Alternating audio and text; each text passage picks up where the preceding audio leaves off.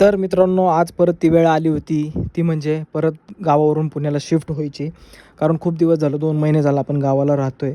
पण आता पावसाळा चालू झाला, त्याच्यामुळे इंटरनेटचा पण थोडा इश्यू येत होता आणि लाईटचा पण प्रॉब्लेम येत होता. म्हणून परत गावावरून पुण्याला निघालो आणि हा सगळा पसारा परत गाडीमध्ये भरला आणि पुण्याच्या दिशेने बायकोला आणि वडिलांना सगळ्यांना घेऊन निघालो. तर वाटेत येताना मावशीच्या इथं थांबलो होतो. तर मावशीने एवढं सारं लोणचं वगैरे, आंबे वगैरे होते, ते दिले, ते घेतले, गाडीत परत भरले सगळं आणि निघालो. तर पावसाळा अचानक चालू झाला. मेमध्ये खरं तर यावेळेस पावसाळा चालू झाला आहे. खूप भयंकर पाऊस असा गावाला होता. रस्त्याने येता-येता झाडे वगैरे पडली होती वाटेत. लाईटीचे पोल वगैरे पडले होते. खूप रिस्की होतं आणि भरपूर ठिकाणी पाणी वगैरे साठलं होतं. पुण्यात तर जिकडं जाईन तिकडं सगळीकडून ट्रॅफिक जामच मॅपवरती दिसत होतं. इकडं ट्रॅफिक जाम, तिकडं ट्रॅफिक जाम, खूप ट्रॅफिक जाम दिसत होतं. म्हणून मग वेगवेगळे रस्ते ट्राय केले.